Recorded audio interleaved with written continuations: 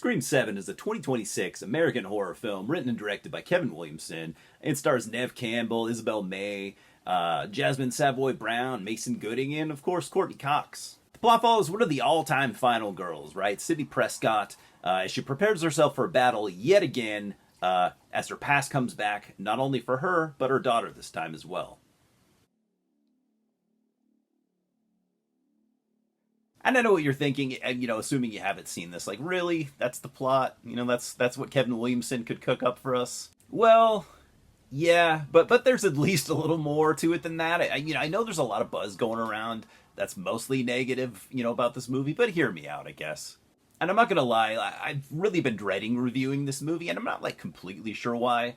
I guess mostly because I really hate reviewing stuff with so much controversy and polarizing topics. I sometimes feel like some people, kind of make up their mind before even watching a movie. We've seen it a million times. It's annoying. I hate it. I kind of think that, when everyone likes something that I hate, or when I like something that most people hate, it confuses me, and I struggle sometimes with that level of nuance. The answer is obviously just kind of turning off almost all parts of your brain and just see what happens. With this movie, I'm predicting a lot of people will kind of decide that they don't like it even before watching it, while some others will overpraise it, because they are protective of the franchise. And I get that. I haven't really checked out any reviews just yet, but I do hear negative things, negative rumblings. So I do consider myself a Scream fan, but it's not my favorite franchise out there. And I mostly watch the Wes Craven era stuff, and even then, mostly the first two. The first two are the sweet spot for me. The rest I could kind of give or take, but I do like them. But then we have the Radio Silence era, parts 5 and 6. And now we begin the Kevin Williamson era, with him returning not only to write again, as he did in the old days, but to direct. This was a major concern for a lot of fans. I know it was. I mean, obviously, the man can write. He's been there in the Scream camp since the beginning. And I haven't seen the stuff that he's directed in the past, but I've really heard nothing but negative about it. Then we have, the studio meddling and getting rid of actors from previous films, and it got so messy that I really just kind of checked out. It got controversial, and I just didn't care anymore.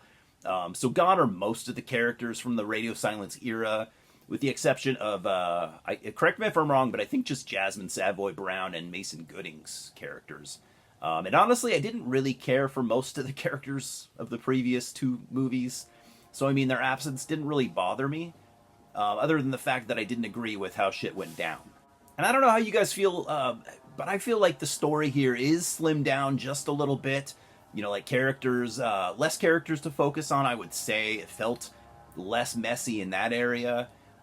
This story focuses on Sidney and her daughter Tatum. And, the fight coming to their front door with Brown and Gooding's characters, the journalist characters, kind of tagging along. This all worked for me.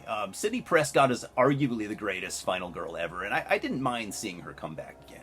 Tatum does bring some youth to the franchise, and I liked the way that she was written. Instead of being a carbon copy of her mom, she is more shy and reserved, which leads to her frustration, with the way that people see her. So this mother-daughter thing did give me a little bit of Halloween 2018 vibes, although kind of reversed, instead of obsessively training Tatum her entire life, Sidney just kind of chose to completely shield her from everything, and Tatum resents it. She feels not ready to be able to face these problems. Her dad, played by Joel McHale, is a police officer, so they probably felt pretty well protected. He's a decent character too, I thought.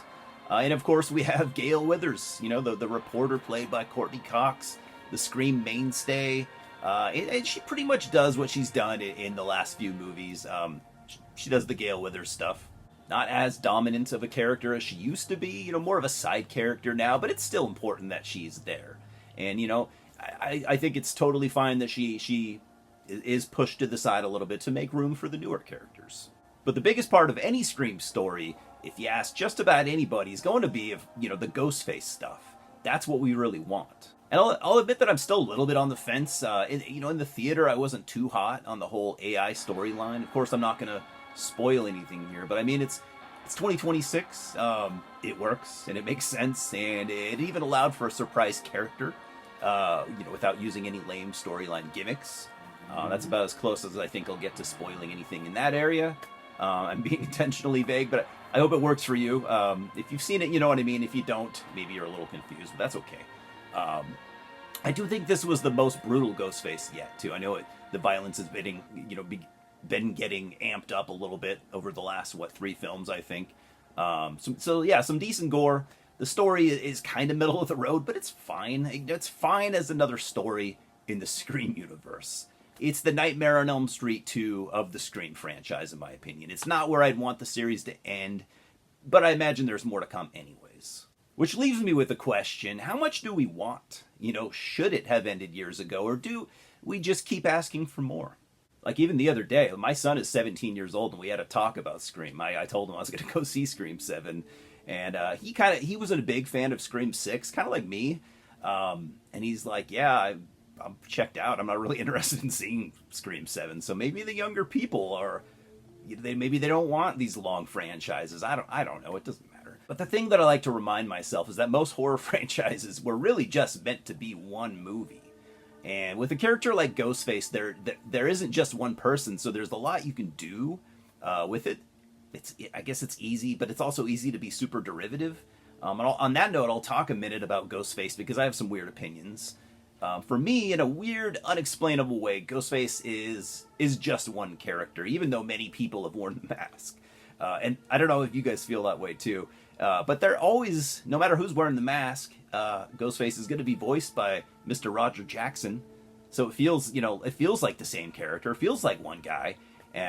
Sometimes it's a girl though, and I love Ghostface. I love the character, even though it's different people.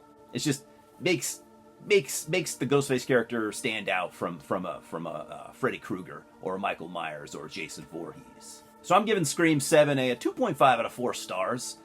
With Kevin Williamson directing, it does have a slightly different feel, and I didn't mind that. Maybe a little more old school, maybe a little less flashy. I enjoyed the old school credit sequence. That was cool. Not that it, affected the quality of the movie. And the pacing, though, was solid. The characters are decent, but will never compete, in my opinion, with the characters from the early movies. Is it as good as the early Scream movies, like part 1 or 2, maybe even 3? I wouldn't say so, but, that's not the point. I would compare it more to Scream 5 or 6, and I'm just not sure. I'm just not sure at the moment. It's solid enough, and I enjoyed it enough. Cheers, guys. I'll see you at the multiplex. Subscribe right now, please.